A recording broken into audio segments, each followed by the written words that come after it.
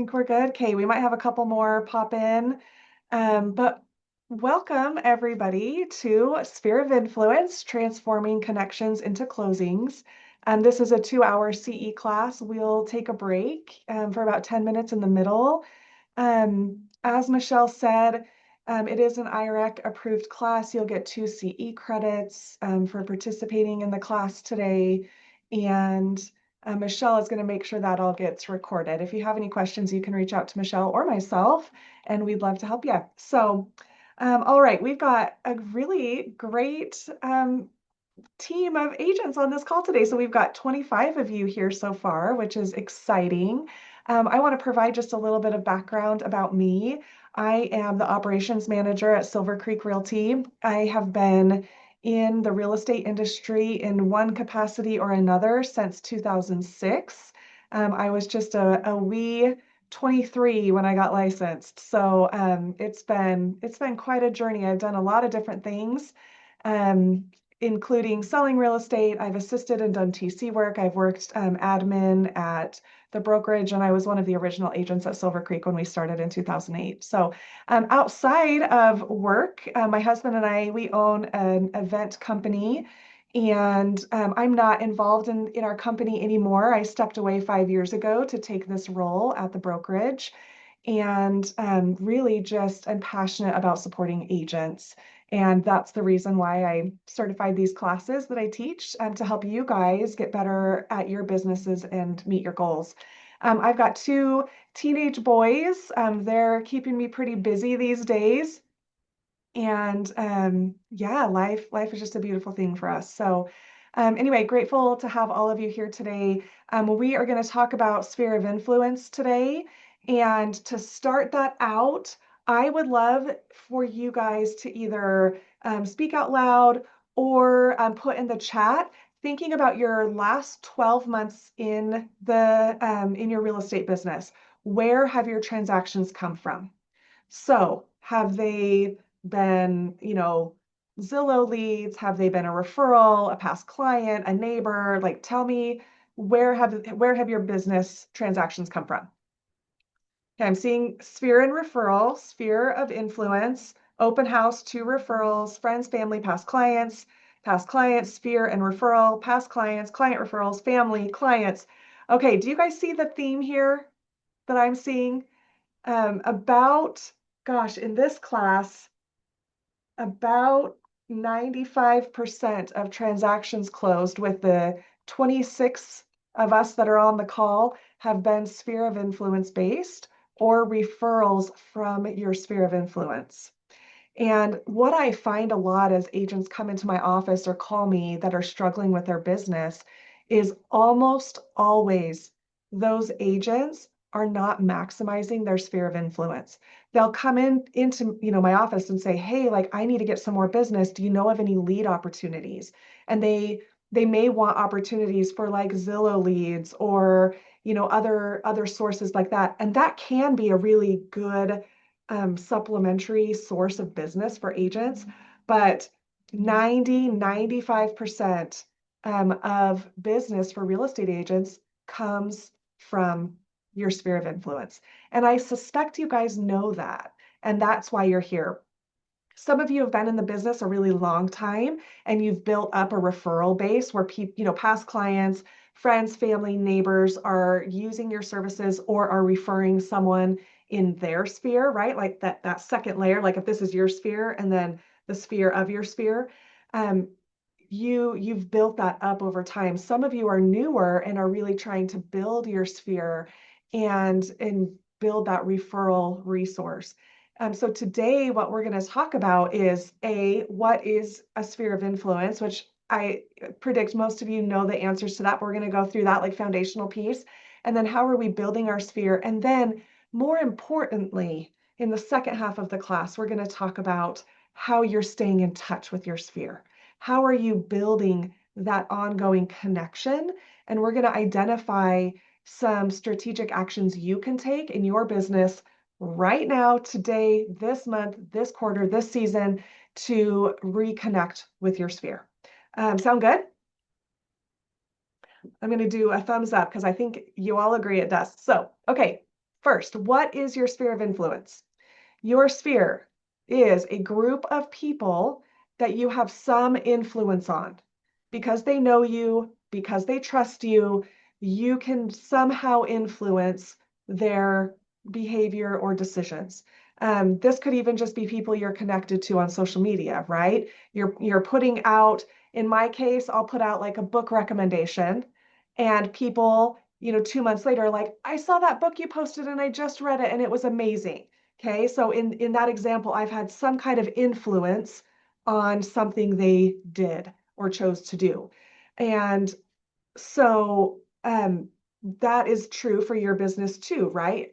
Your sphere are these people that you would have influence on. This can be family, it can be friends, it can be previous or current colleagues, former classmates, people that you know from church or nonprofit involvement, or clubs that you're part of, or activity groups, anything like that. Ultimately, this is your business lifeline. Real estate is a people business. And the more that you're making and keeping connections with people, the more your business is going to grow and be sustainable. So, before we jump into our hands-on activity, why does it matter to have your sphere? So these statistics are from the National Association of Realtors.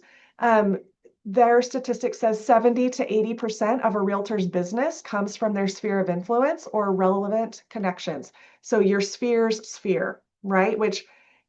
We're in this class with this group of agents, we're at more than 70 to 80%, right? We were really pushing closer to 100%. So we're like at 95%. And that's a big deal. 68% of home buyers and 77% of sellers would use the same agent again if they remember who it is. And we already had a comment in the chat where someone said, it's not that I don't have a sphere, it's that they don't remember I'm a realtor. And so that's part of our goal in this class, is how do we strategically help people remember what we do and how we can help them. And then 40% of real estate referrals, or 40% of real estate sales, come from referrals and past clients. None of this is a surprise to any of you, especially based on your chat. So just consider this as we're going through the class. All right, how many follow-ups does it take for someone to remember you're a realtor? I think this number, this is also from NAR, I think this number can be low. I've seen other statistics that say it takes 12 touch points for someone to remember what you do. In our industry, you guys, it's a flooded industry. You guys know this. There is a lot of competition for realtors. And so at least 5 to 7 times you need to tell someone, hey, don't forget, I'm a realtor. I'm happy to help you. Just reinforcing what you do and how you serve people. Okay, so the first step of this process of working with your sphere is, number one, to create your sphere of influence list. I would love you guys in full vulnerability, no judgment here. Go to the chat and say, yes, I have my sphere of influence list built, or no, I don't, or I've started, but I got stuck or I didn't finish. Somewhat, yes, yes, yes, no, okay, great. Started but need to finish. I got stuck halfway, yes, very normal. I am, as someone who coaches agents regularly, I am proud of you guys that you started. Sometimes starting, especially with this task, is the hardest part. This is not a project that anyone wants to do. No one is like, oh, what do I want to do for my business today? Well, I'd like to comb through every piece of information I have about everyone in my life and put it into a spreadsheet. Like, nothing about that sounds fun, but it is so important that we start and work to complete that. This process is never really done, because the list, you're removing people, you're adding new people, you're updating information. It is an ongoing piece of your business. And it sounds like you guys have experienced that in the chat. Like, hey, like I've done mine, but I haven't updated it in X amount of time. And it might be time to kind of take a look at that again. So we're just going to start. And I want you guys to get out your piece of paper and I want you to write down 10 names of people that would be in your sphere. Here is a list of ideas of where you could gather names of people, family, extended family, friends, neighbors, HOA members, and on and on and on, okay? So write down 10 people and how you know them, right? And I would challenge you to have them all from a different category. So don't write down 10 family members or 10 extended family members or 10 friends. It does, for those that are asking, does it have to be on paper? Nope, you can do this on a spreadsheet. That's totally fine. Some agents like spreadsheets more than other agents, so whatever works for you.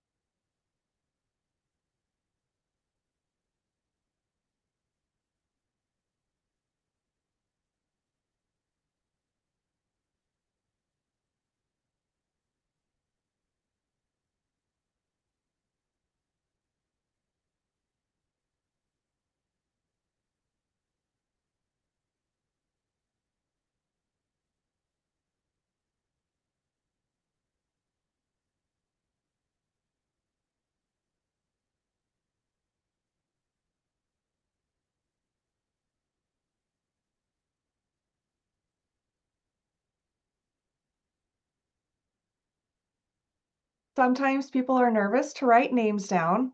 I promise you, I'm not going to make you call them while we're on this class today. Okay.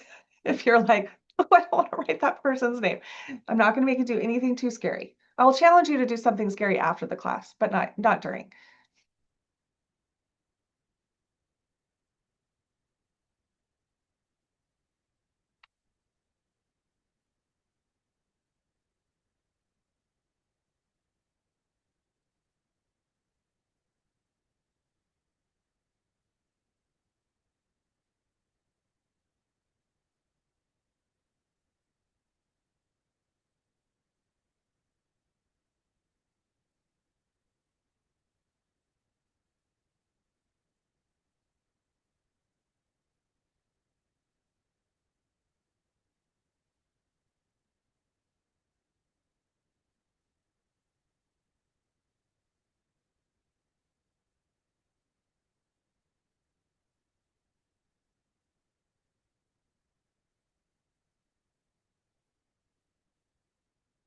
Okay, a couple more minutes.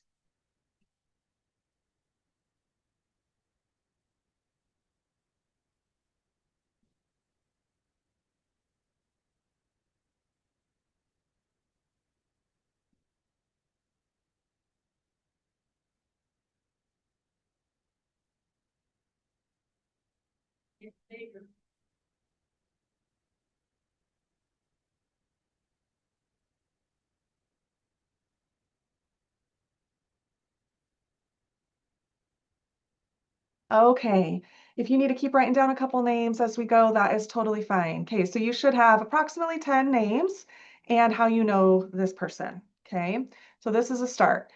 Um, Sometimes it can be challenging. Like I've sat with agents who are like, I just moved here to Idaho and I don't know anyone. I don't have anyone on my sphere or in my sphere. So challenge to that response for if you may be in that situation is your sphere does not have to be local. Your sphere can be in other states. If any agents on the class today are from another state and relocated here in the last 5 years, you likely understand the power of your sphere from the home state that you moved from. If you're having challenges building this list, here's some additional resources of where you can find people that you know. Again, at this stage, there's no pressure to like reach out to these people or go knock on doors of people, okay? We're just gathering names. So look at your email exchanges. Who have you been exchanging emails with? Can those people go on your sphere? Who are you connected to on social media? Those people are part of your sphere. Who do you have in your email contacts? So if you open up your email and you click on the contacts portion, you might be surprised people that you have in your email contacts that you're like, oh yeah, I guess I do know that person. Haven't talked to them in 5 years, but I do know who they are.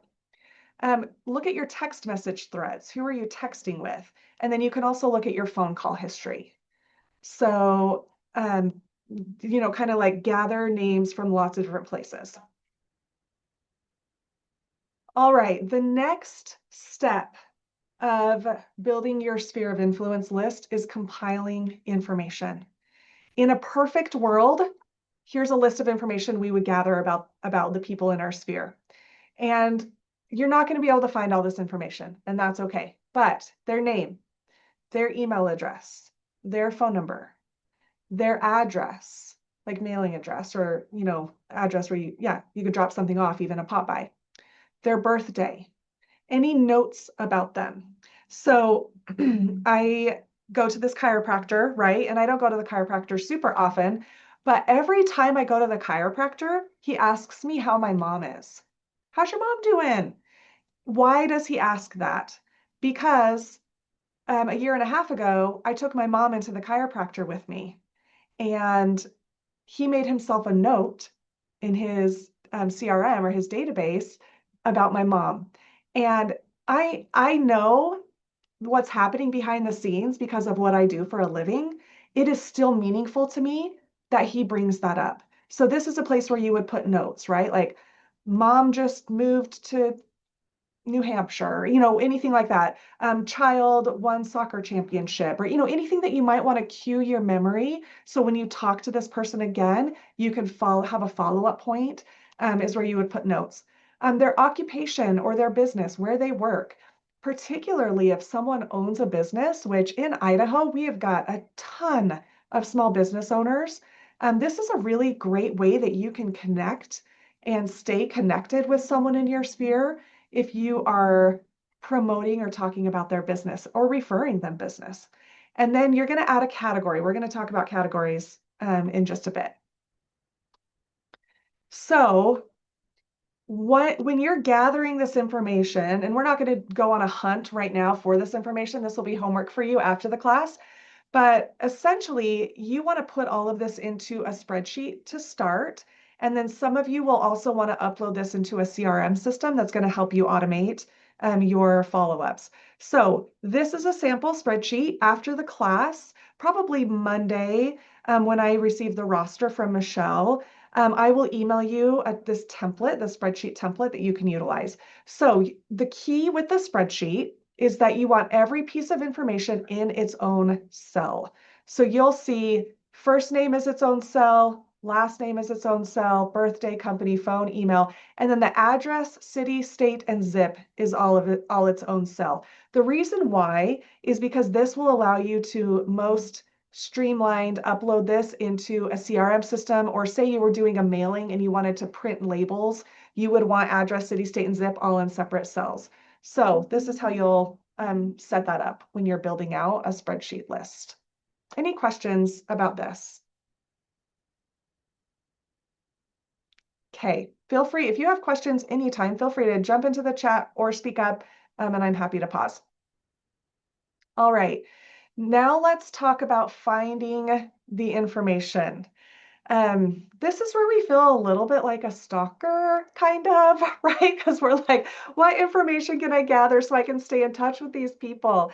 Okay, so a couple of resources for you. The first is in your contacts. So like I mentioned earlier, your email contacts, also your phone contacts. You might find that you've got a phone number and email or other information for this particular contact. So that's a really great place to start. Another place you can go is social media. On Facebook, for example, you can typically find people's birthdays. You're going to have to hunt a little because you'll have to go to each of their pages and click on their about, and you can find their birthday. And social media is great because it's also a platform for direct conversation through messenger or direct message aspects of those platforms. In LinkedIn, you'll have to do some research on this, but if you're a LinkedIn user or if the people in your sphere are LinkedIn users, there can be ways to access email addresses within LinkedIn, but Google exact instructions on that. The other resource is public records. So there's some information like an address, if that person owns a home or a piece of property, that could be public record. There are places like whitepages.com. There's others that I've heard of that you can type in someone's name and maybe the city where they live, and it will generate contact info for you. White Pages is the one that I've used. They will try to get you to pay for like a full report, but there is always like the free public record information. So that is a resource that you can use. You can also just reach out to people, right? And some agents are more confident to do this than others, but you may just give them a call or send them a text or send them a message on social media and ask if you can include them with some real estate update communications. And an example of this would be a text message that you send. Hey, John, Roy, thank you. Call people? That's really scary. I know it is. um, so you can send a text like, hey, I send out monthly updates about local market statistics or, home values, things like that. Do you mind if I include you on the list? A lot of people are going to say yes. Some people are going to say no. And we can just move on from that little soft rejection and just let it roll off our shoulders because some people aren't going to want contact like that. But there's other ways you can stay in touch with people. Kara asks, can title give us some info from a closing? They ask for date of birth and address. Michelle, can you answer that question? If she might be on a call. Let me see if she's, it looks like she might be on a call. When Michelle jumps back on, we can ask her. They may be able to. It depends. You'll need to ask your escrow officer. You can call customer service at a title company and say, hey, I'm working on my sphere of influence list. What kind of information do you guys have access to that, legally can be shared? And, we need to be careful with this, right? Like it's a fine line sometimes. Like we don't want to violate any of the federal CAN spam regulations. Oh, Tamby, thank you. I closed a transaction yesterday. They had me sign a form that says they don't share your info. I was the seller. Okay, perfect. So there's the answer to that question. So personal outreach can go a long way. And at a minimum, you're making a contact with them, right? You're checking in. Hey, it's been a long time. How's life? You crossed my mind the other day. How's your family? You don't necessarily have to call and ask directly for a real estate referral, right? Naturally in conversation, if you're asking how someone's doing, they're going to ask you how you're doing. Oh, we're doing great. Yeah, real estate's been kind of a weird market this year, but I've had some awesome clients. That in and of itself reminds people, oh yeah, that's right. He's a realtor. She's a realtor. So any other resources that you guys have used to collect contact info for people?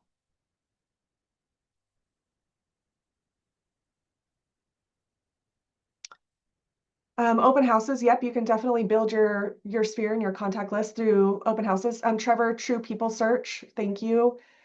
That's great. So yeah, feel free to put more tips in the chat as we go. Collectively, we've got a lot of knowledge and resources between all of us here. All right, so collect the contact info that you can. Roy, you're making me laugh all day. Courthouse research acquaintances, yeah, that can help too.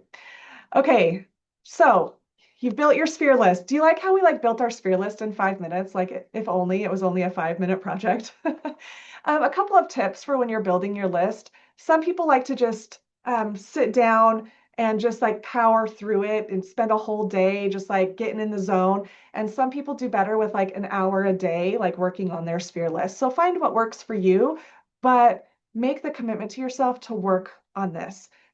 Keeping in touch with your sphere is very difficult if you don't have your sphere list built. A couple more tips. Asking for a Christmas card updated list. Great, love that. All right, so the next step, growing your sphere.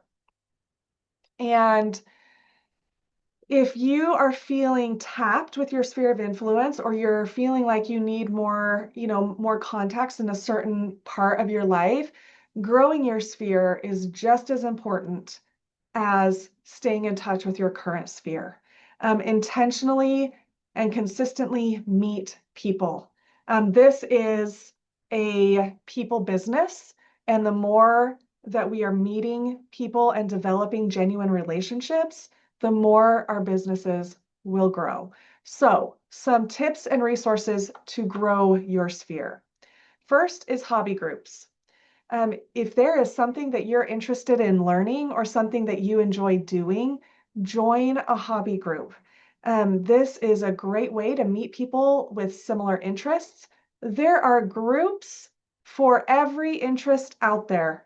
You name it, mountain biking, hiking, reading, knitting, like whatever it might be. There is a group for you where you can connect with people. What I love about hobby groups is you're doing something to fill your bucket and that you really enjoy doing, and you're working your business at the same time, which is fantastic.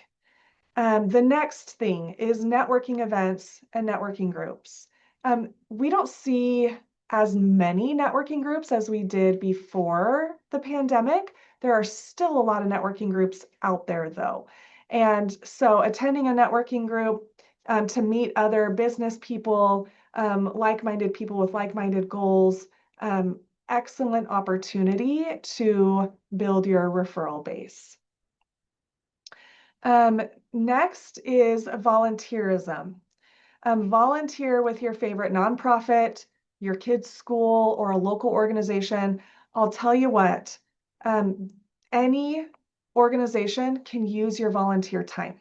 There are volunteer initiatives in every category under the sun, and connecting in those not only gives back to your community, but it helps you build these genuine relationships. You can also host neighborhood or client events. Bring people to you, right? This time of year, a really fun event could be a pumpkin giveaway. I've had agents before where they'll set up in the community park in their neighborhood or arrange with another neighborhood. They'll, pass flyers around the neighborhood, come and pick up your free pumpkin and get some hot apple cider. All of that material is all branded to them, and they are consistently meeting people in their neighborhood or in their farm area, and building those relationships. This may come up later in the class, but when it comes to all of this, you want to connect with all of these people on social media. Social media is like this virtual networking group. Typically, I see three perspectives on social media. The first is, I hate social media, I'm never logging in. I might have a few of you here. The next is, I just use social media so I can see pictures of my nieces and nephews or my grandkids, or share pictures of my children with grandparents. And then I see people who use social media as a business tool, which is viewing social media as a giant networking group where you get to exchange ideas, information, contact info with people all across all areas of your life. That's how I like to view social media, especially for real estate agents, because you have such an opportunity. A story I'd love to share about this. I spoke at a networking group. This was a year ago, and I shook hands with a gentleman there, and he was a private lender. A couple weeks later, my husband and I were looking into some private lending for a project we were working on, and I logged in, I opened my social media, and there was this thing, people you may know. And I was like, oh, I'm pretty sure I met that guy. I click on it. Oh yeah, he's a private lender. Immediately messaged him, got his contact information, and proceeded with next steps. So that is an example of social media as a giant networking event. I do teach a 2-hour CE class on social media. Would love for you guys to watch for that on the Fidelity calendar, so that if you want to dive into social media strategy a little bit more. Okay, any thoughts or questions here? Okay, hope. Um, Yes, yes. Years ago, I was reluctant to sign up for social media. My brother pointed out it could be good for my business, which helped me change my perspective. Absolutely. Awesome. Okay. So, oh yes, I read my own mind.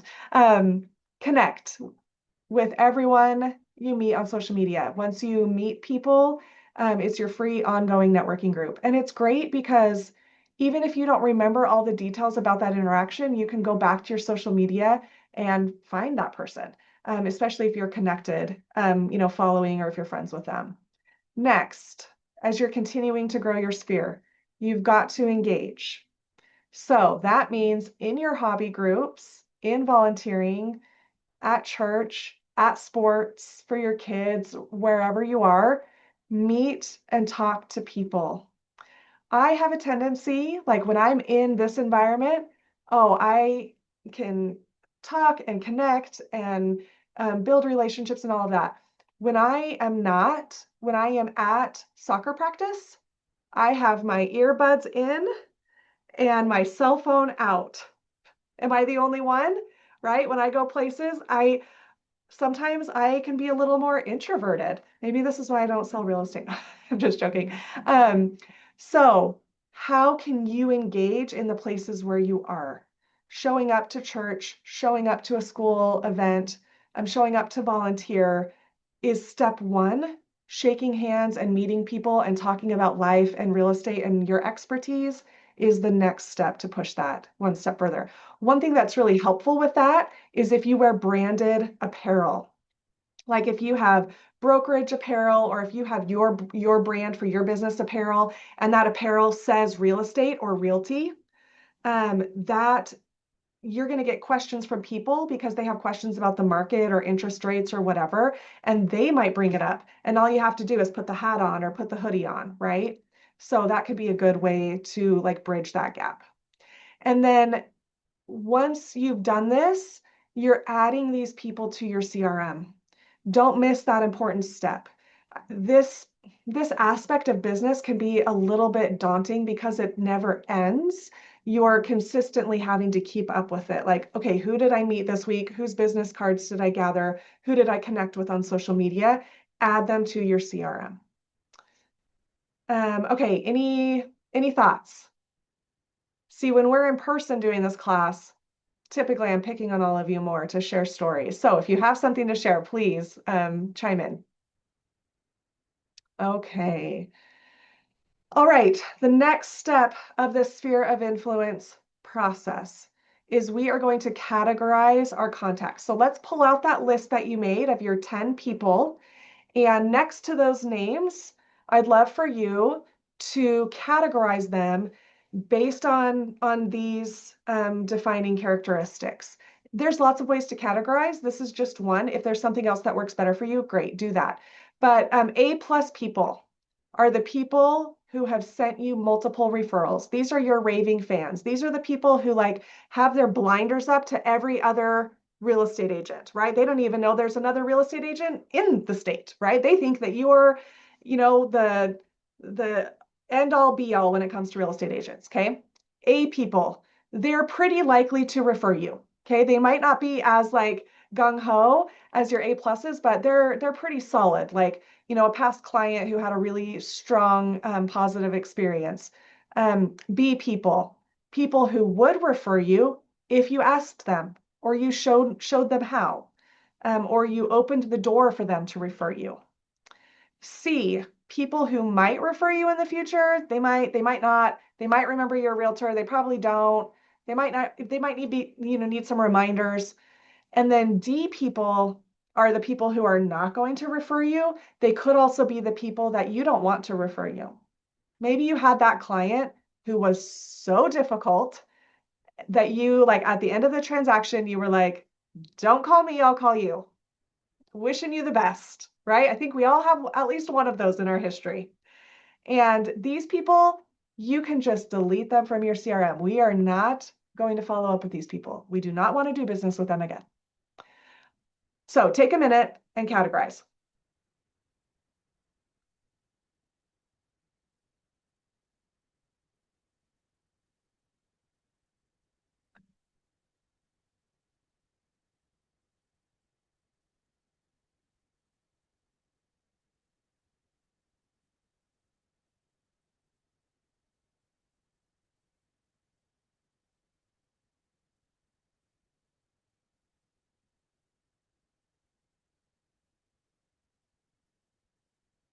Okay. You can keep on thinking about that if you need more time. Okay, the next question we need to ask ourselves: how often do we want to follow up with people? This varies by category. It also varies based on your availability to maintain your follow-up plan. When we end the class today, you'll have some concrete ideas and plans of how you want to stay in touch with people. And we want to make it very realistic for you to follow through on that. It's easy in our minds to say, I want to follow up with everyone on my list every week, every month.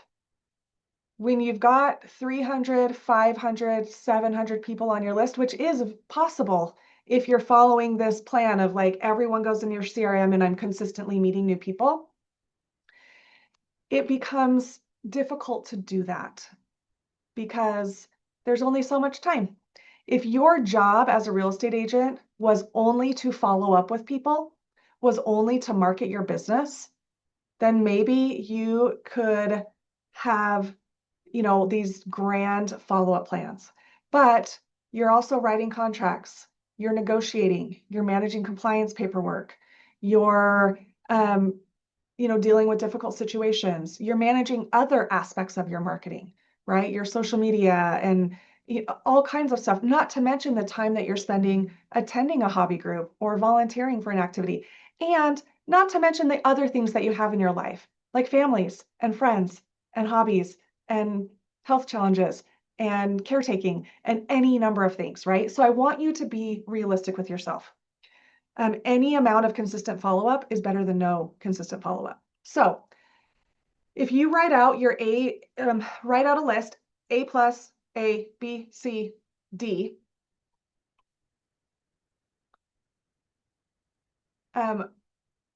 I would like you to consider what is realistic for you of how often you're touching base with these people. In the last half of the class, we're going to review about 150 ideas of how to stay in touch with people. So you don't need to worry about that yet, because I'm going to have you identify like a handful of ways that you want to implement next. But how often? Here's a couple of perspectives that could help you make these decisions or maybe challenge your initial response. Your A plus people. These people are they're never going anywhere else. You might be interacting with these people on a daily basis anyway, because you might be married to them, or they might be your mom or your child or your brother or whoever. So the way you're following up with these people might be different. In some instances, it could be less than other categories. A lot of people, agents, when they're looking at this, they're like, A pluses, I'm in touch with them every day, right? Do you need to be? You want to maintain that close connection, but what's the need there in the business interaction relationship? Your A people, these people are likely to refer you. They may need some more consistent, gratitude and engagement to remind them that you are still the one they should keep referring. Your B people, they will refer you if you ask them, which means you may need more contact with them to move them up to A people. Your C people, potential future referrals. And you might ask, what's my goal with these people? Do I want to get them to a B category? Do I want to get them to an A category? what is going to make sense for these? Or am I focusing on my A's and B's, knowing my C's are going to get some overflow, touch and interaction, and then naturally they'll move through the categories. So consider that as you're determining your follow-up method. Roy, great point. You might want to have varying frequency depending on the category. Definitely. How often can vary, and by how many people you have in that category, right? Like if you're wanting to do pop buys to everyone in your B category, that might be a pretty big category, and it might not be realistic for you to do pop buys for all of them. And this is going to vary greatly, based on you and your business and your availability. So, and I will offer now, and I'll offer this at the end of the class too, I am more than happy to jump on a call with any of you just to talk through this, or to just do a little bit of collaboration, regardless of what brokerage you're at. I'm very, very happy to just, be a sounding board for you as you're working through this. Okay, do you guys have your frequency kind of thought through here, written down? Okay, awesome. Okay, the next thing I'm going to do, yep, wanted to make sure I was where I thought I was. The next thing I'm going to share with you is a prospecting thought process, and then we're going to take our break, and then we'll come back. So this grid was provided to me by Rick Gray. He's a business coach. He's been in the business for decades, and he's fantastic. He has helped us name and identify your different prospecting styles, because every agent has different strengths. Once in a while, I even have an agent in my office who says, give me a list of expireds. I will call all of them today and I will have 3 appointments. And I'm like, that is impressive, because most agents are like, I do not want to do cold calls, right? They'd much rather work in their sphere. So let's identify kind of where you land. So talking about your comfort zone in prospecting, the top of the grid is direct contact with people. The bottom of the grid, indirect contact with people. The left-hand side are your cold leads, and the right-hand side are your hot leads. Okay, so top left, direct contact with cold leads. These are prospectors, as they're named. You love to call people, your FSBOs, expireds, canceleds, withdrawns. Maybe you're doing raffles, Zillow leads, Realtor.com, Redfin, dialers, you name it. Okay, so that's your prospector. Down below, your converter, cold leads, indirect contact. You want to buy leads. You want them to kind of come to you. These are email drip campaigns, direct mail, Google ads, social media ads, KV Core, now Bold Trail, Property Boost. The other CRMs have Property Boost features. You want to put ads out there and you want people to call you. Okay, on the right-hand side, your networker, direct contact with hot leads. So these are a lot of what we've been talking about today: hobby groups, meeting people through open houses, hosting events, taking people to lunch, coffee appointments, networking groups, pop buys, parties, client events, like all kinds of things like that. And then down below, your marketer, indirect contact with hot leads. Taylor, pop buys are when you drop off a gift or something to people in your sphere. So for example, we'll see this a lot in November and December. Agents will drop off a pie or a Christmas card and gift or something like that. I will talk more about pop buys as we go through the next slides, and brainstorm other ideas for that too.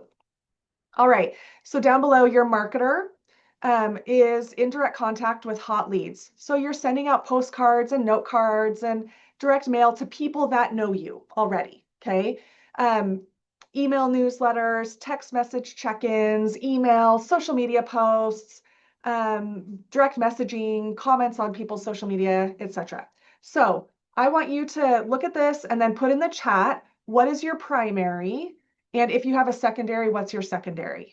There's no right or wrong here. This is all just to help with decision making for your business.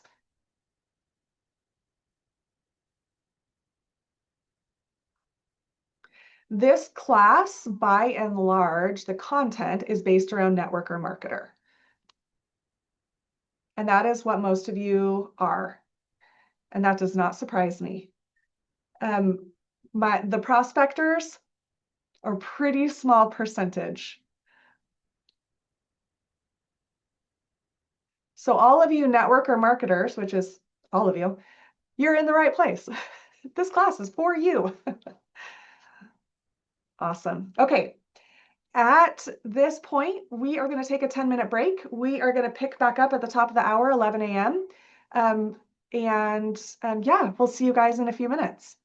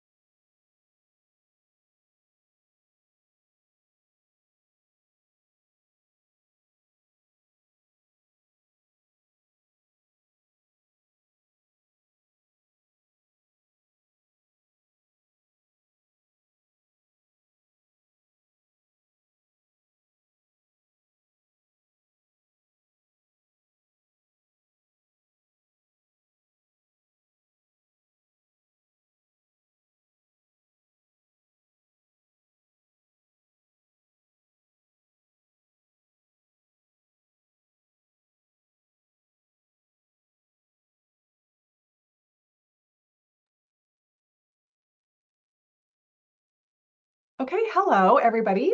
We've got 1 minute left and then we'll get started.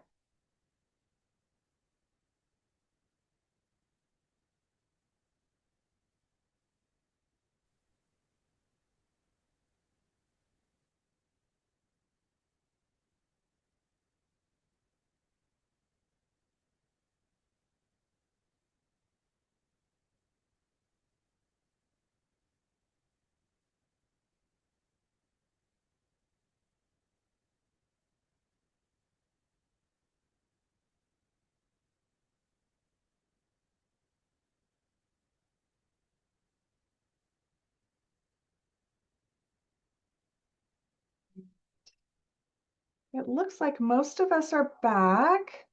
So we're going to go ahead and get started.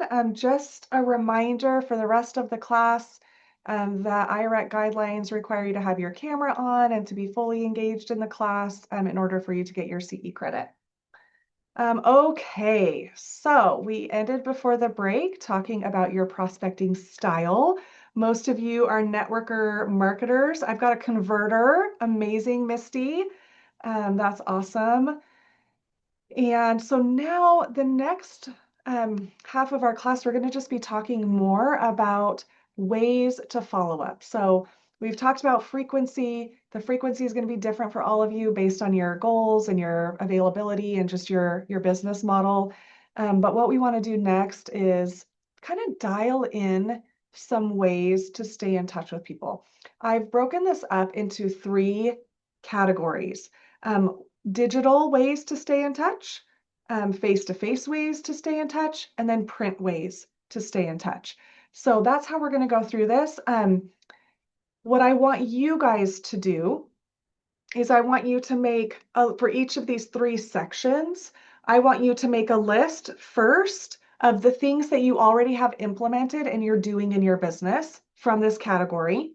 And then next, the things that you would like to be doing in your business in order to stay in touch with people. Now, here's the challenge. If any of you are like me, all of the ideas make me excited and I want to do them all, and I want to do them all really, really good. But you and I both know that that is not possible. So when you're writing down ideas for your digital ideas, face-to-face and print ideas of staying in touch with people, limit it to 3 only 3 ways from each category. I'm really going to push you to dial in on the next best thing that you need to do for your business. So when we leave the class today, you have 1 or 2 things that you're going to work on and implement. And you can always reference back to this for future ideas, but we want to get our plans automated and systematized and working well before we throw more on our to-do list. I know I'm not alone in wanting to take on all the things and not actually having the bandwidth to do it. Kat, if you have a line through your video, you can click on that to see if your video will come back. There it goes. Perfect. Awesome. Okay, so let's jump in. We are going to start with our digital ways to stay in touch. And I'm going to elaborate on some of these and share some experiences too as we go. So remember, you're writing down the things you're already doing, and then you're writing down the 3 things that you would like to do. Up to 3. It doesn't have to be 3, but no more than 3. Okay, so digital ways to stay in touch. You can send an email newsletter. This is probably the easiest, most turnkey way that you can have consistent interaction, or not even interaction, right? But consistent reminder to people that you're a realtor. Now here, I'm going to debunk a myth for you. Okay, the open rate does not matter. What we want with the email newsletter is we want someone to see your name with something real estate related. That is all we need. If they open the email newsletter, amazing. But if they don't, we don't care, because all we're trying to do is ping a reminder with the email newsletter. So with your email newsletter, I want to share a story with you. So my husband, his name's Adam. We've been married for 21 years. He's amazing, great. He tells me one day that if he ever needed a realtor, he found one. Okay. Does he want to stay married? Because last I checked, his wife was a realtor, right? But all in joking aside, right? What has happened is there is a real estate team who sends out a consistent newsletter every month, and he reads the whole thing every time. My husband, who does not even, he doesn't even use email, like, except for when he has to for work, right? But he's like, hey, do you know such and such agent and team? I'm like, yes, I do. I love their newsletter. And I'm like, who even opens newsletters, right? So this is just a story to illustrate that even a newsletter can work for someone whose wife's a realtor, which means it can work for someone in your sphere too. Content for your newsletter, of course, the more engaging the content, the more likely someone's going to open and continue to read it. The things that my husband really appreciates about the newsletter that he receives is updated real estate statistics information. He's more of a like technical guy in that way. And then the listings that they highlight. Some agents use their newsletter as kind of like a life update newsletter. You know, here's what's happening at our house. And also here's updated real estate stats. You can frame this any way that you want that makes sense and is authentic to you. That is the key, is it needs to be authentic to you and your business. Your brokerage may have a newsletter program available that you can tap into, or you may find a third-party company that can also help you with this. Um, and implement this for your business. So, Kara, print or digital or both, can you clarify your question? I'll just put you right on the spot. Oh, my husband reading. It's an email newsletter. Yep, digital. Okay, the next is social media engagement. So posting on social media, yes, important. Great way to remind people. Again, we're reminding people. Social media, this is another place that, you know, people will come to me and say like, well, but no one's interacting with my content on social media. I'm so frustrated. We don't care. We don't care. We want people to see consistent posting. We want them to have a ping of a reminder that you're a realtor. But social media engagement goes both ways. So one other way to stay in touch is to start engaging with the social media content of people in your sphere. What we are doing is we're training the algorithm on the social media platform to give you more of their content and to give them more of your content. So if you're commenting on someone's social media post, if you're sharing their post, if you're tagging them in a post like, oh my gosh, check out my amazing friend who owns a business, which you'll see on the other column, recommend their business. Oh, my friend has the best roofing company in town. This is training the algorithm to show each other your content. So you're reminding them when you post something real estate related, oh yeah, that's right, she's a realtor. Okay, you can host online giveaways.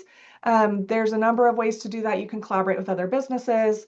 If you want to host an online giveaway, your AI assistant, like ChatGPT or Gemini or whatever you use, can help you frame that and come up with some good ideas. You can do text message check-ins like, hey, been a while thinking about you. How's life? How's your family? Hey, I saw, you know, Johnny won the soccer game. Just want to say congrats. Like there's any number of things that you can text. It doesn't have to be, hey, did you remember I'm a realtor? Or not a realtor. Did you hear what I just said? Wow, that was like the cardinal sin. It just came out. Did you know I'm a realtor? Send me a referral, right? You don't need to be sending a message like so directed like that. It's just maintaining that engagement. In text message, you can also send market updates. For those of you that are members of Boise Regional Realtors, they have their market stats every month, and you could send to your sphere based on where they, you know, what county they live in. Hey, sending out my monthly market stats update, very low pressure, reminds them that you're a realtor. You can send personal videos and text messages. Okay, I've got a story about this. So last year on my birthday, okay, like everyone can find your birthday on Facebook if you have it listed on Facebook and you're on Facebook. And so, you know, on your birthday on Facebook, you get like 400 messages like happy birthday, happy birthday, happy birthday. And that's fine. That's like first level engagement. I don't think that most people will actually read through every single one of those, like auto happy birthdays on Facebook. But I had an agent last year on my birthday, she sent me a video in Facebook Messenger wishing me a happy birthday with my name, telling me something that she loved about me or like our interactions in the industry. You guys, I won't forget that. That was above and beyond. Like anyone can do the happy birthday auto reply on Facebook. Next level would be to text someone happy birthday. Next level is to send them a video. Like that was really, really cool. So there's an idea for you. All right, social media giveaways. You'll see people do that as a way to generate, engagement on their page. Hey, comment below your favorite flavor of pizza, and I'm going to pick someone, and they get this gift card or something like that. Those are typically driven at getting engagement, getting comments on a post, so the algorithm knows that your content is good and will show it to more people. We mentioned recommending their business. You can do interactive polls or quizzes as a way to create engagement on social media. There is a lender in town. He cracks me up. He does these I'm going to say the word controversial, but stay with me. Controversial polls like mustache or no mustache. And then he just like lets people fight to the death in the comments. like not real controversial stuff. Don't post that stuff on social media, but like funny, like toilet paper flap out or down, right? Like and it's funny, he will get a lot of really good like opinions, right? Funny opinions about these things, and it builds engagement on his page. And it also allows him to connect with people. And then when he has posts that are specifically real estate related, more people will see them. You can share real estate tips on your social media platforms. You can host home buyer or home seller webinars. We've seen a lot of like in-person home buyer clinics or like investor clinics that are like in person at a lender's office or at a title company. Do that, but make it a webinar on Zoom where anyone can tune in from anywhere. You can highlight communities, subdivisions. You can post articles on LinkedIn. You can also send custom home valuation reports to people in email like, hey, it's been a while since you bought your home. I just wanted to send you an updated estimated valuation range for your home. I'd love to dig in deeper to your value. Give me a call. Something like that. Okay, I would love if you guys have any other ideas in the digital space. This certainly is not a comprehensive list. Feel free to put those in the chat or call them out, and love to share more ideas. And then did you write down the things you're already doing? And then did you write down no more than 3 things that you'd like to integrate?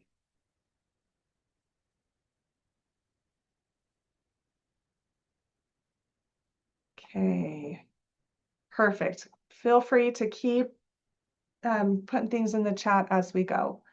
Okay, next is our print. Our print ideas, ways to stay in touch. The print ideas, these are often going to be a little more hard cost, where digital, this is going to be more time heavy typically. Print is going to be, some of it can be time heavy. Some of this can be automated, but your cost is sometimes going to be more on these. Oh, here's an idea from Karen. My friend created a Facebook book club and then invites them all to once a month in person and any real estate events, so she gets digital and in-person touches. I love it. That was actually something, from continuing to grow your sphere. If there's a hobby group that you can't find that you want to join, just make it. Make it. In Canyon County, there's an agent who really wanted a more rich experience of a networking group for everyone in the real estate industry, not just real estate agents. He started that 2 years ago, and now he consistently has 75 people every single Tuesday at the networking group. And he just took the initiative, right? So do it. I love it. Okay, back to print. So some ideas for print. Send people a card in the mail. I don't know about you guys. The only cards I get in the mail are the ones asking me for money or for a donation, right? So if you send someone a handwritten card in the mail, that goes a really long way. You can do postcard mailers. There's tons of postcard mailer programs. I know of a program in Boise that does local coupons. Actually, there's two programs, does coupons to local places. I've got a great story about this too. So when I was working more full-time in our event company, I was still assisting some agents on the TC side, but my focus was on our event company. And I went to a birthday party for my son's, friend. He was like in second grade, and was talking with one of the moms there. You guys, she was doing such a good job. Not only did she show up, but she was engaging and meeting people, me. And we got talking about the farmstead, the pumpkin patch. And she was like, "Oh my gosh, I have some buy one, get one free coupons for the farmstead." I was like, "Oh, that's amazing." She's like, "Do you want me to send you one?" And I was like, "That would be great." She's like, "Perfect, give me your address." You see what she did here? Yeah. So I gave her my address. She mailed me a postcard that was a picture of her and her mom and their real estate team and a buy one, get one free to the farmstead. That thing lived on my fridge for about 3 weeks, and then I used the coupon. Have I forgotten that? No. She did exactly what she needed to do to be connecting and building her sphere. So there's coupon programs, there's like seasonal postcard programs. The key here, and the key with any marketing, is to be consistent. Sometimes agents will say, "Well, I did postcards for 2 months and nothing came from it." You need to do postcards for 6 to 12 months to really see any payoff with that. You can mail a gift for special occasions, particularly if someone's getting married or if someone's having a child. This is a great time to drop off in a face-to-face or mail something. At a minimum, you can jump on Amazon and you can send, as a gift to someone, and it's still meaningful, right? When someone gets something in the mail that says, "Congratulations on your new baby, so happy for you, love your favorite realtor," that goes a long way. You can do an annual CMA for past clients or potential clients and deliver that to them.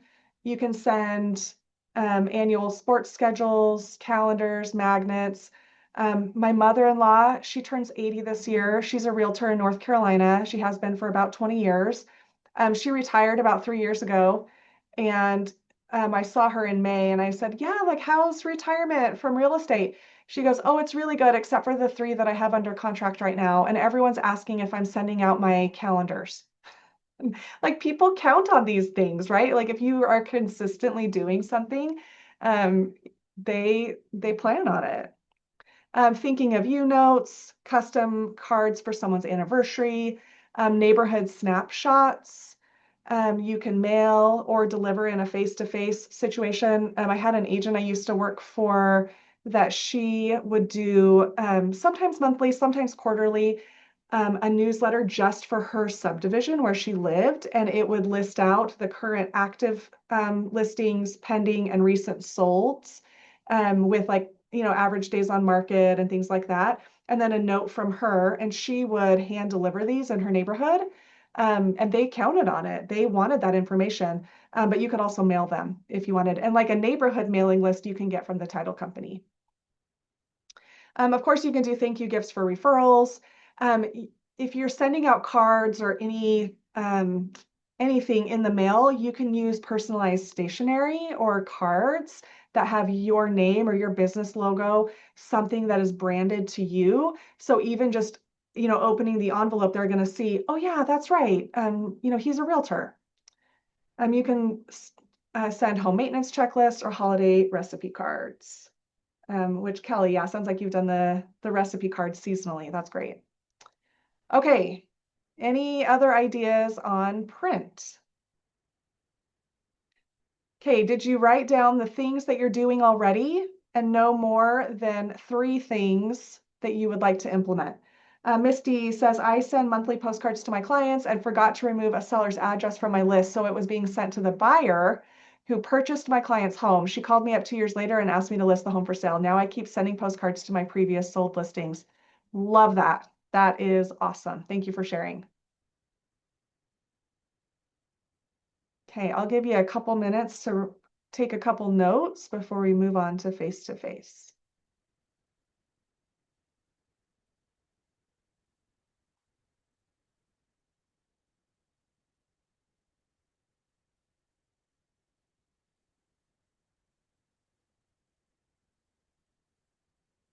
All right, face-to-face, ways to stay in touch.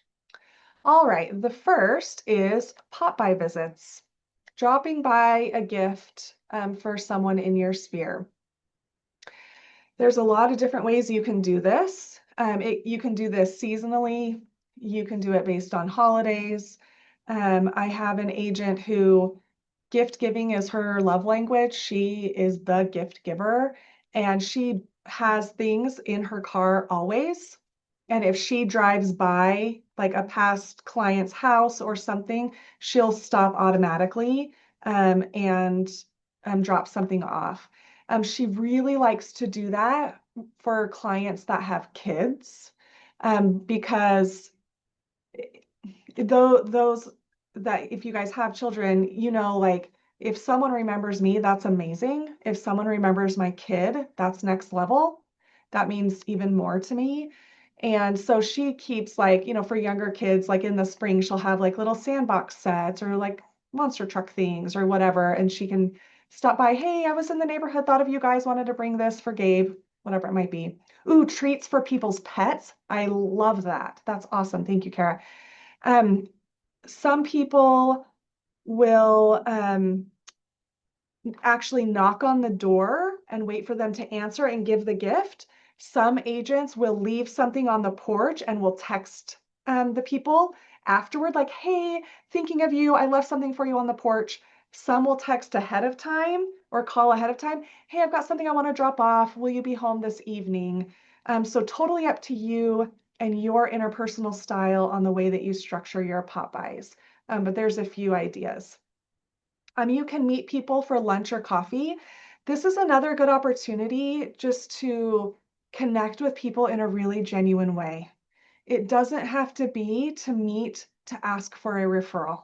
Most agents that I work with do not want to say to someone, hey, do you know anyone looking to buy or sell?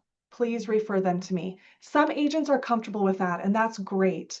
But some aren't. So when you're having lunch or coffee with someone, or if you call someone directly, it can be a warm check-in call, and real estate will come up naturally, or you can bring it up naturally or more naturally in the conversation. Lots of reasons to call and check in.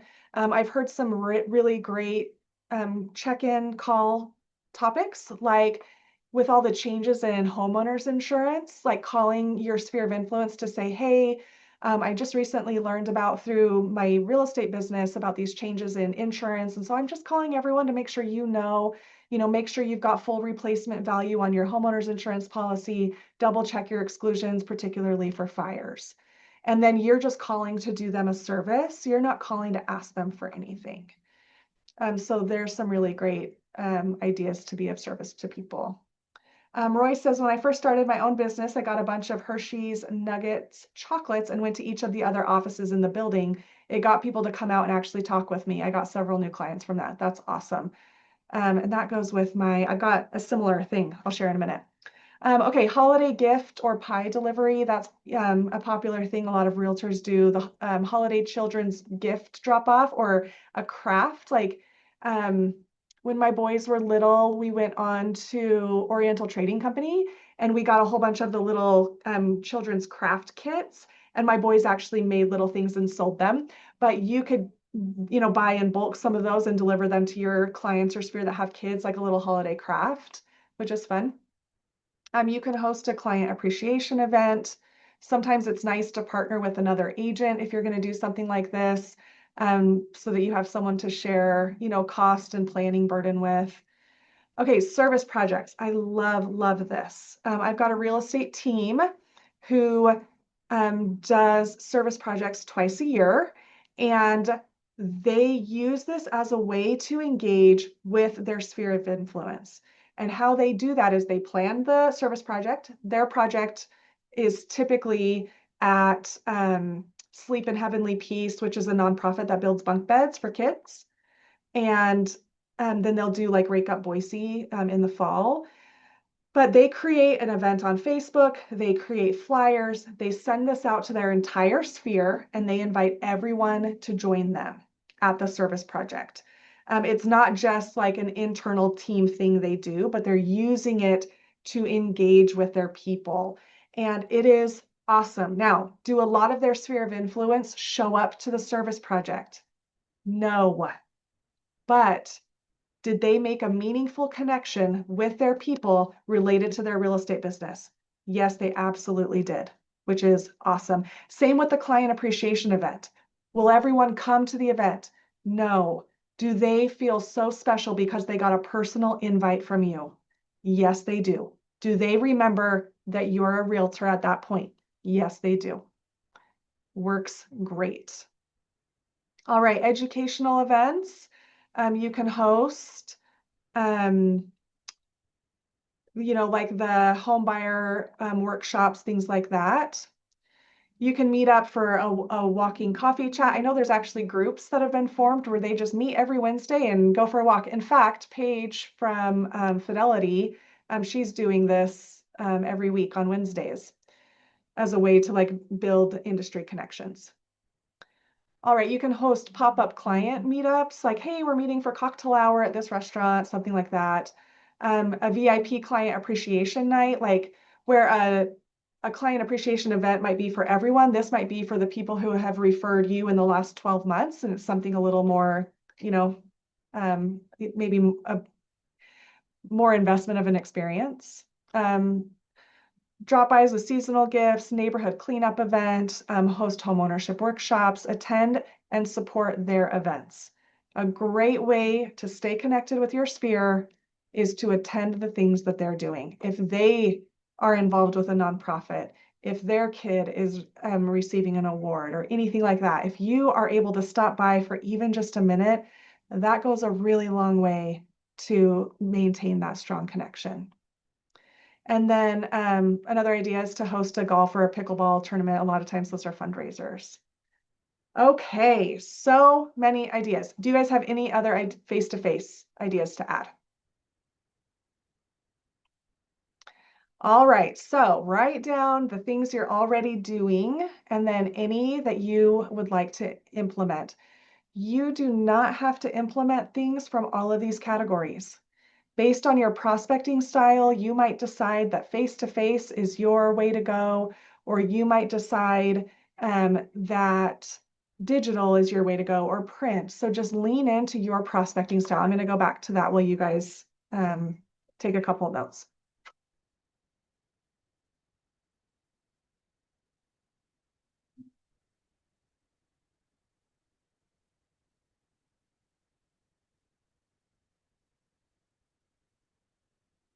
All right. Okay, how are we feeling? Good ideas? Overwhelmed? Don't want to be overwhelmed. That's my key takeaway, like to really dial in.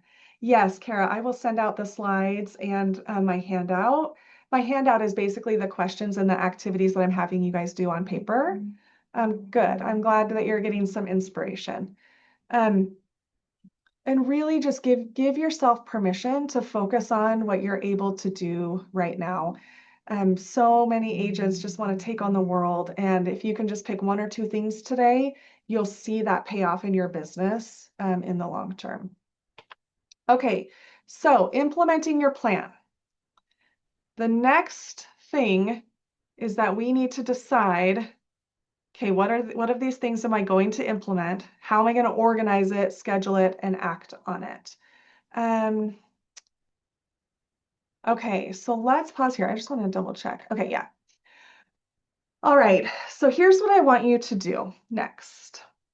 I want you to, next to the things that you wrote down that you would like to implement, and honestly, the things that you are already doing, I want you to make a note next to these things, and you might need to rewrite them to create some more space for yourself. I want you to write down what categories of your contact list would these things apply to. For example, an email newsletter could easily apply to all of the categories, right? If you're sending one email, you can send 500 at the same time with a click of a button. If you're doing pie deliveries for the holidays, you're probably not going to do that for everyone in your sphere. You might do that for your A pluses and your A's, right?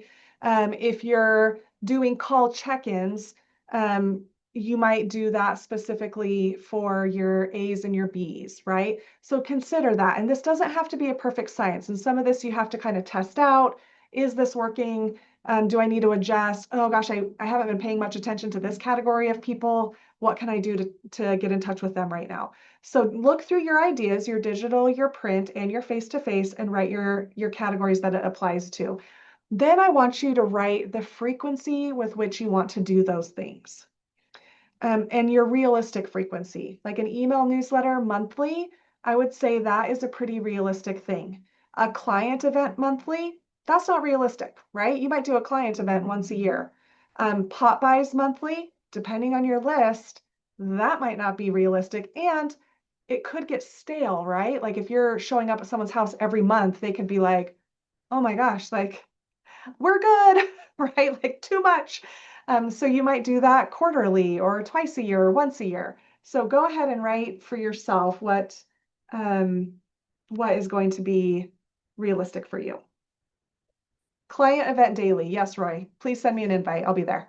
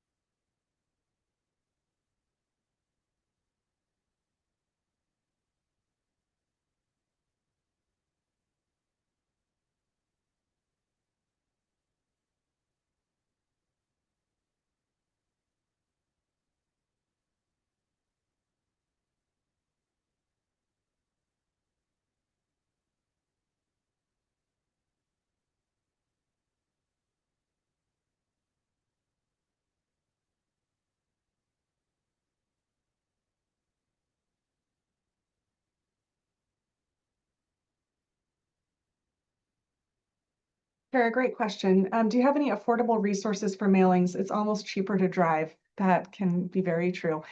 Your brokerage may have a bulk mailing permit. I will say the bulk mail permit is a little bit complicated. It's kind of a lot of hoops to jump through, but if you're really committed to mailings, it might be worth jumping through the hoops. There's also programs like if you're doing postcards. I know Bear Printing, their printing company out of Bend, they've got some awesome like monthly and seasonal mailing programs. They can also source lists or you can upload your own list. And they mail like the large size postcards, printing and mailing for $1 a postcard, which it adds up, right? Like the print stuff is always going to be a little bit more expensive because of postage. Um, oh, you can contract with companies that have their own bulk mail permit, like auto sort. So that might be another one good to check out. Thanks, Roy. All right. Hopefully that gives you guys a few minutes to think through things. I might actually, it looks like a number of you are still writing. I'm going to give you a couple more minutes.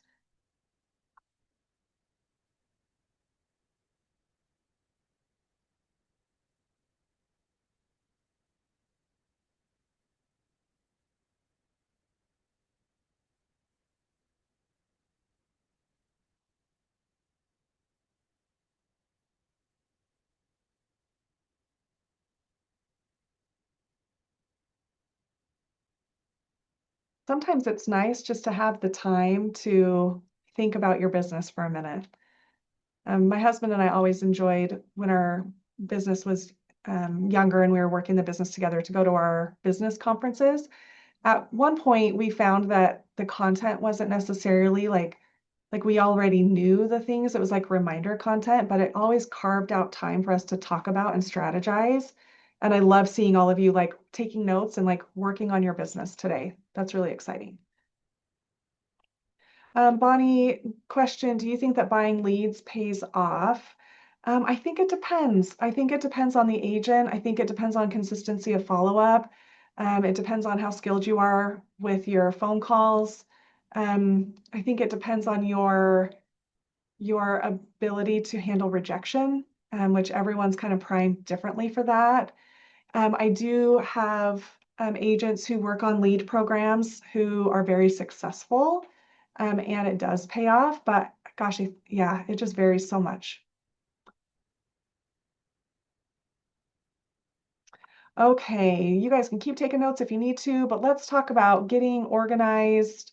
So if you start to take these notes like, okay, I'm going to engage on social media twice a week is my frequency. I'm really going to focus on my A pluses, A's, and B's on my social media engagement. Okay, for example, how can we stay organized? The CRM is a really good tool. A CRM can be as simple as your Google spreadsheet. There are, oh, Dave, a good CRM for real estate, that is just such a loaded question. It varies so much based on the agent and what you need the CRM for. Your brokerage may have some CRMs that they have like prearranged discounts on. I've heard good things about Bold Trail, Follow Up Boss, Buffini. Those are probably the three that I hear most. I hear also that Sync is really good, but it can be expensive. So yeah, finding the right one. There's no perfect CRM. There's always going to be something about the CRM that just drives you crazy, and some are a little more complicated than others. So complicated, complex, yeah, but there's a few. Yes, thank you, Justin. The best one is the one you actually use.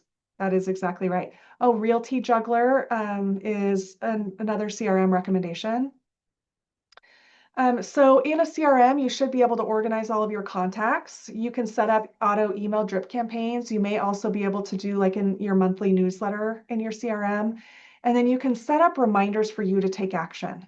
And this is really, really key, especially for your calls and your text messages, because most of us don't wake up in the morning like, oh my gosh, I can't wait to make my 20 calls today, right? And a lot of agents will procrastinate those things over other easier tasks. But this will help you set reminders so that if you're like, nope, I'm calling everyone in my list on the A plus, A and B, whatever categories, I'm calling them twice a year minimum, you can set it to cue a reminder for you based on like maybe the date you put them in the system or their closing date or whatever. And so that's nice when you can log in and see, oh, here's the people I need to call today. And you can click complete that task. And that feels really, really good when you can like mark something off the list. So a CRM can be really helpful. Sometimes agents will ask me, like the agents that are really successful, what are they doing that's different? And I will say they're using a CRM every day. They have found a way to work within their CRM, whatever one they choose, to stay consistent with their follow-ups. The next thing is your calendar. Such a great tool. I'm sure we're all using a calendar of some sort. But this is really important for planning client events and pop buys. The reason is because, I hate to admit it as much as you guys, but October is next week, which is wild. And so if I am planning to do a pop buy for Halloween, I need to have that planned right now, right? I need to be gathering the things that I want to be dropping off. And a lot of times it'll be the week before Halloween, and we're like, oh, I was going to do pop buys for Halloween. And we throw that all on our plate in the last minute and we're overwhelmed and stressed out, or we forget it. I'll do it next year, right? And we've missed the opportunity. So in the beginning of September, if you have a calendar reminder that says plan Halloween pop buys, you've got time to actually wrap your head around that and get that integrated. And then with the calendar, a mistake that I see a lot of people make is they don't have a reminder and they're not looking at their calendar. So everyone's style is a little bit different with how they're managing that.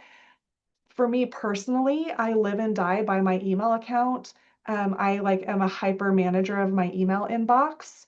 And so all of my calendar items have an email reminder so that when I open my inbox, I see the reminder. You don't have to do that. That's one idea, but some way to make sure you're going to see the reminder that you set. Roy, living and dying by email, it actually will kill me. I'm waiting for the day. Okay, next is accountability. I'm sure everyone in the class today has had a time when you were discouraged in your business, when you thought, is this industry for me? And having someone that you can go to stay accountable, or to just stay encouraged with can be really helpful. I have two agents today that are agents at my brokerage, Tammy and Kelly, who I've seen in the office together twice this week, and they're on this call today. I think that's a really, really good example of an accountability partner, someone that you can rally with, someone that can keep you, really moving forward and overcoming the challenges that this business brings. Okay, and then keys for your follow-up and engagement. So this is my perspective on building relationships in this business. Your real estate business is it's all centered around you and your relationships, right? Like most jobs are not like that. But every interaction you have is a potential business interaction. And what's beautiful about this industry is that you're building this community of really amazing people around you as you're, attending your, your groups or your hobbies or church, and you're engaging there and you're being genuine. And so my most important piece of advice for working your sphere is to be genuine, right? It's not about the deal. It's about the relationship that you're building that will then lead to transactions and help you have a sustainable business because these people trust you. So be genuine, be authentic, be kind and helpful to people. Ultimately, that's what it all comes down to, is these real relationships. Like, I know that I could ask every one of you on this call, tell me about your favorite client that you worked with. And most of you will say they basically became family, or they're like best friends. And like you hold those clients really, really close, because they mean something more than a referral. So everything that we've talked about today is centered around how do we build these authentic relationships that then also generate business. But the business part, in my perspective, is almost secondary, because at the end of the day, you've got community. Success in real estate isn't about closing deals, it's about building relationships. Consistently following up with your sphere isn't just staying in touch. It's building trust, staying top of mind, and creating a steady flow of business that grows with every genuine connection you make. And I mean, truly, that is what I believe about the real estate industry and how I would coach all of you to build your own businesses and relationships through your sphere of influence. All right. Any questions? That is the content I've got for you guys, but I'm really happy to answer questions or dive into anything specific on your mind.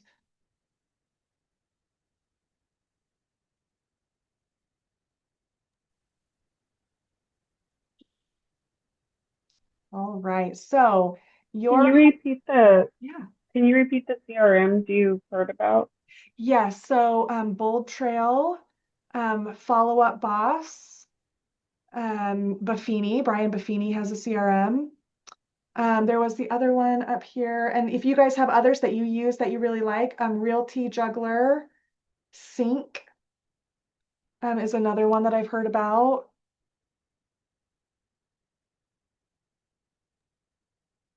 Do you recommend having a website to send people to, like a landing page? I do, yes. And the reason is, well, first, it legitimizes your business. If you don't have a website, a lot of times people are like, but why?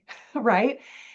You want the opportunity to send people to your website so that you can keep them close to you instead of sending them to like a Zillow or a realtor.com where their information is going to be sold to your competitors.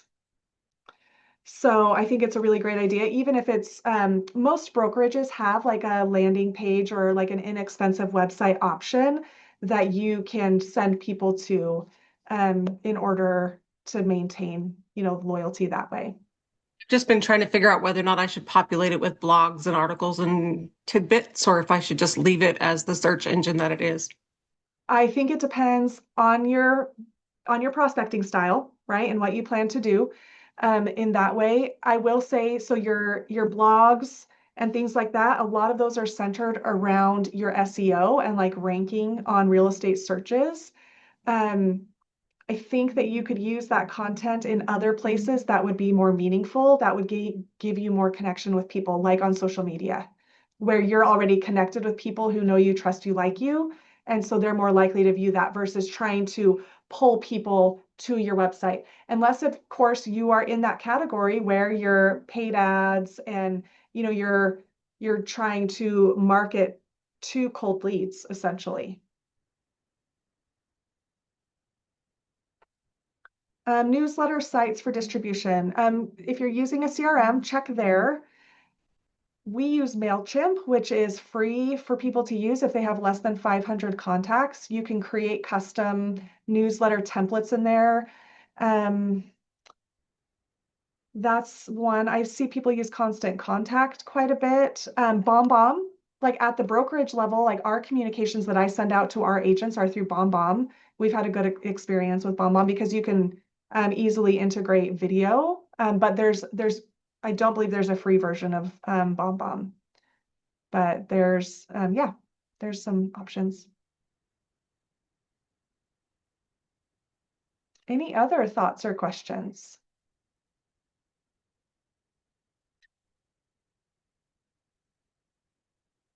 All right. Well, it was so great to have you guys. Got you out of here a few minutes early, which is also exciting on a Friday.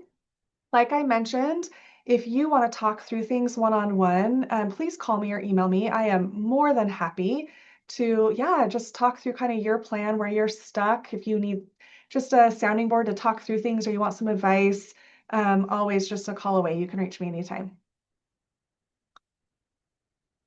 Where can I go for help on creating stories and reels? Bonnie, I am going to reach out to you separately about a brokerage resource for that. I'm going to make myself a note. Well, I don't have sticky notes anymore, so I don't have to write anything down. Yeah, Get Social with Kate is really good. Another third party is Carrie Holmes, approved by Carrie. She does a lot of social media training and she does posting on behalf of people too. All right. Well, I hope you guys have a great weekend and thank you for tuning in. You'll get the email from Michelle. It might be Monday before you get that email. If it's not today, just wait for that and then she'll report everything to the Department of Licensing so that you'll get your CE credit. And yeah, hope you guys have a great day. See you later.